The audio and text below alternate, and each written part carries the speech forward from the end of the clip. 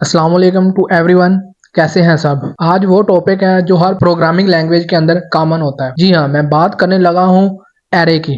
Array एक ऐसा data structure है जो हर प्रोग्रामिंग के अंदर डाटा को स्टोर करने के लिए यूज किया जाता है। आज हम पाइथन एरे को डिस्कस करेंगे और देखेंगे कैसे पाइथन एरे दूसरी प्रोग्रामिंग लैंग्वेज के एरे से डिफरेंट है। इससे पहले कि मैं स्टार्ट करूँ, जिन दोस्तों और बच्चों ने अभी तक हमारे चैनल को सब्सक्राइब नहीं किया, वो चैनल को लाजमी सब्सक्राइब कर लें और बेल आइकन को भी लाजमी प्रेस करना है ताकि नई से नई अपडेट आप तक आती रहे। चलें जी, स्टार्ट करते हैं आज का टॉपिक।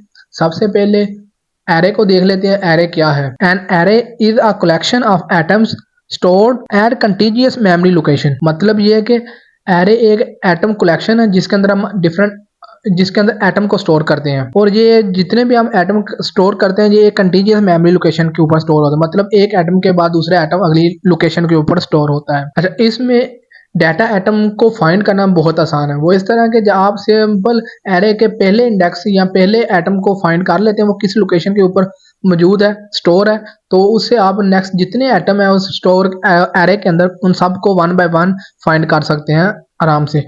क्योंकि इसके जितने भी एटम होते हैं वो एक कंटीजियस मेमोरी पर स्टोर होते हैं, तो इनका जो इंडेक्स नंबर होता है वो एक के साथ नेक्स्ट एलिमेंट का उससे अगला होता है। अब एरे को क्रिएट कैसे करते हैं वो देख लेते हैं।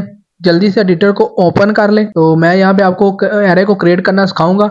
इसका थोड़ा सा ट्रिकी मेथड है क्रिएट करना, लेकिन आपको देखेंगे, आप साथ साथ प्रैक्टिस करेंगे तो आपको समझ आ जाएगी। अच्छा, एरे को क्रिएट करने के लिए सबसे पहला स्टेप आपने जो करना होता है ना, मतलब जो भी काम सबसे पहला करना है आपने, वो सबसे पहला ये है कि आपने एक मॉड्यूल को इंपोर्ट करना होता है। एरे का एक मॉड्यूल होता है जिसको अपने प्रोग्राम के अंदर इंपोर्ट करना होता है। को इंपोर्ट करने का तरीका क्या है, कैसे आप किसी भी मॉड्यूल को इंपोर्ट करते हैं, वो उसके लिए आपने इंपोर्ट का कीवर्ड लिखते हैं।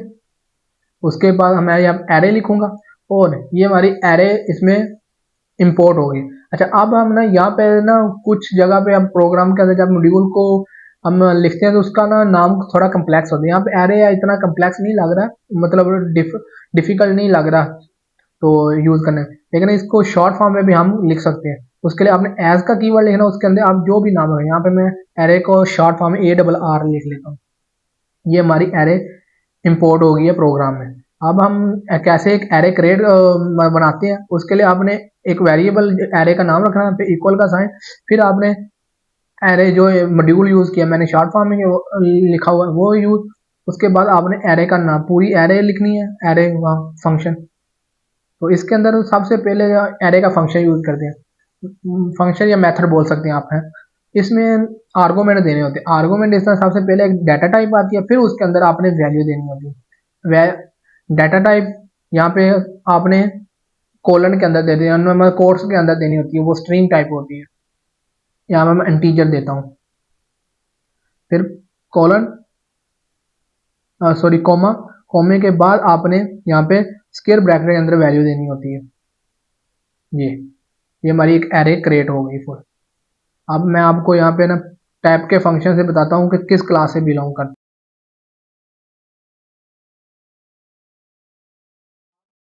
प्रिंट के फंक्शन के अंदर अगर एरे का नाम देते हैं सिर्फ, तो ये पूरा ये एक एरे को ना कंसोल के ऊपर डिस्प्ले कर देगा। ये देखें ऐसे हमारी ये क्लास एरे डॉट एरे से बिलोंग कर रही है। तो अगर आप इसके सिर्फ एलिमेंट को ना एक्सेस करना चाहते हैं, देखना चाहते हैं, तो उसके लिए आप पता क्या करते हैं, एक लूप यूज करते हैं फॉर का, फिर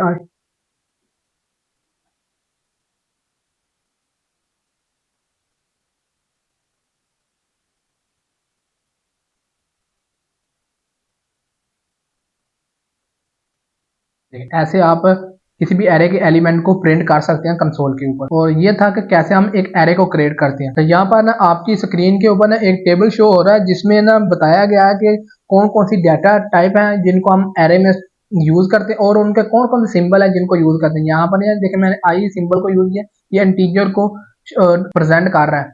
अगर यहाँ पे मैं अगर डी लिखता वो डबल को, मतलब फ्लोटिंग पॉइंट को रिप्रेजेंट कर रहा होता है। तो इस तरह आपके स्क्रीन के ऊपर एक टेबल शो हो रहा है जिसमें बताया गया है कि कैसे आप कौन कौन सी डाटा टाइप और कौन कौन उनका सिंपल यूज कर सकते हैं एरे में वैल्यू को स्टोर करने के लिए। एक चीज यहाँ पे आपने जहन में रखनी है, वो ये कि एरे के अंदर जो एटम होंगे ना वो सेम डाटा टाइप के होंगे। अगर आप इंटीजर कर रहे हैं तमाम एटम इंटीजर होंगे, अगर फ्लोटिंग पॉइंट है तो फ्लोटिंग पॉइंट एटम होंगे, जो भी अगर स्ट्रिंग है तो तमाम एटम स्ट्रिंग के होंगे।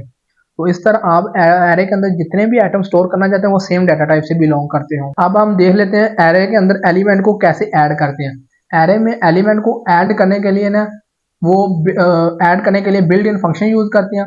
मतलब ये कि जब भी आपने किसी भी एलिमेंट को एक एरे में ऐड करना है तो उसके लिए बिल्ट इन फंक्शन है जिनको आप यूज करते हैं। वो कौन से फंक्शन है वो मैं आपको बताता हूँ। यहाँ पर देखिए मैंने एक एरे पहले बनाई हुई है, इसी को हम आगे ना इसमें एलिमेंट को ऐड करते हैं। तो एलिमेंट को ऐड करने के लिए दो मेथड फंक्शन यूज किए जाते हैं, एक इंसर्ट का एक अपेंड का। इंसर्ट का उस वक्त हम यूज करते हैं जब हमने किसी स्पेसिफिक एलिमेंट को किसी स्पेसिफिक लोकेशन के ऊपर स्टोर करना हो, तो उस वक्त हम इंसर्ट का मेथड यूज करते हैं। और अपेंड का उस वक्त यूज करते हैं जब हमने एलिमेंट को लास्ट में, अपेंड का मेथड क्या करता है आपके एलिमेंट को लास्ट में ना एरे के आखिर में स्टोर करता जाता है वन बाय वन। चलिए हम यहाँ पे ना यूज करते हैं, एरे का नाम लिया, इंसर्ट का फंक्शन मेथड लिया, उसके अंदर मैं चाहता हूँ मेरे वन इंडेक्स के ऊपर ना जो वैल्यू स्टोर करना चाहते हैं आप कर सकते हैं। मैं 12 को स्टोर करता हूँ। यहाँ एग्जीक्यूट करते हैं कि हमारे एरे के अंदर कौन कौन सी वैल्यू है।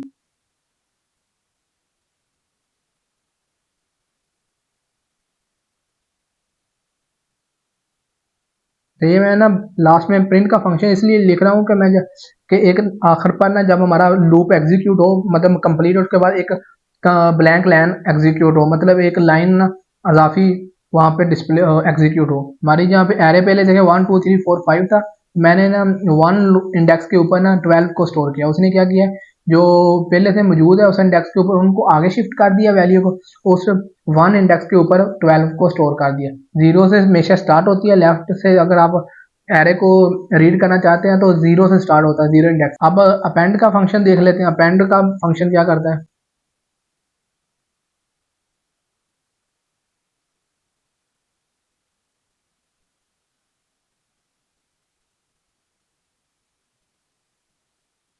अपेंड का फंक्शन एक दफा देख लें। अपेंड के फंक्शन के अंदर देखें क्या होता है कि वो आपकी जो वैल्यू आप देते हैं आप उसके आर्गूमेंट में पास करते हैं अपेंड के मेथड के अंदर, वो आपकी वैल्यू को एरे के लास्ट में ऐड कर देता है। तो इस तरह आप इंसर्ट और अपेंड के एलिमेंट मेथड के थ्रू एलिमेंट को अपने एरे में ऐड कर सकते हैं। एलिमेंट को एक्सेस कैसे करते हैं एरे में से वो देखते हैं कि एलिमेंट को एक्सेस करने के लिए इंडेक्स ऑपरेटर यूज करते हैं। इंडेक्स आपने जब भी किसी एरे में से किसी एलिमेंट को एक्सेस करना है, देखना है, तो उसके लिए इंडेक्स ऑपरेटर यूज करते हैं। मैं आपको यहाँ पे करके दिखाता हूँ।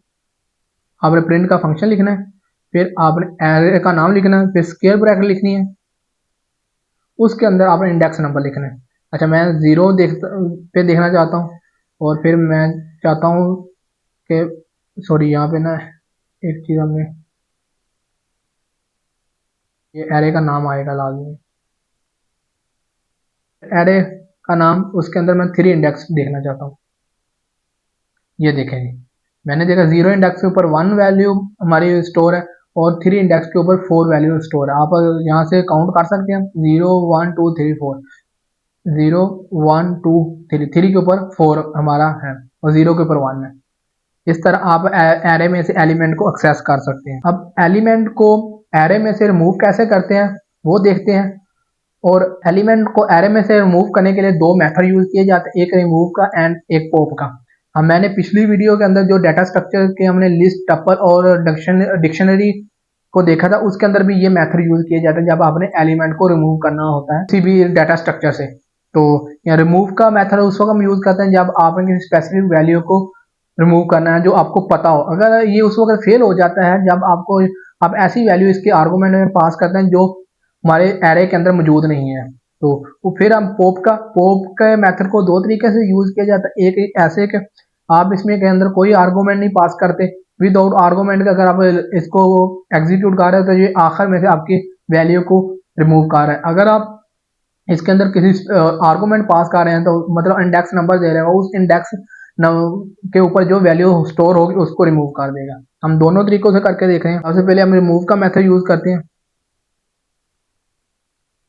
रिमूव के मेथड के थ्रू मैंने चाहता हूँ कि मेरे टू रिमूव हो जाए।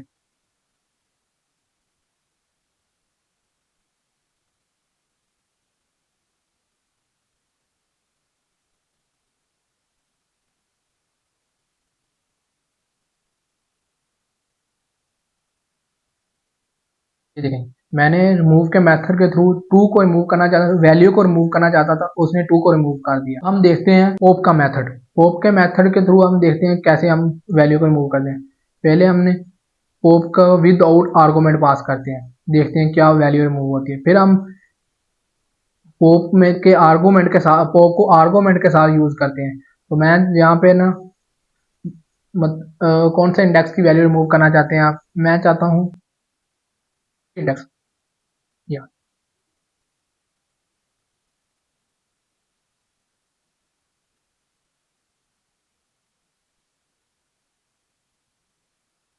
पॉप आउट ऑफ रेंज बता रहा है हमें।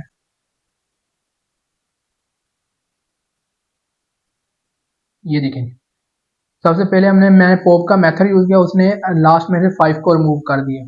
फिर मैंने पॉप के अंदर टू इंडेक्स पास किया, तो उसने क्या किया, 0 1 2 3 को रिमूव कर दिया, और सॉरी 4 को रिमूव कर दिया।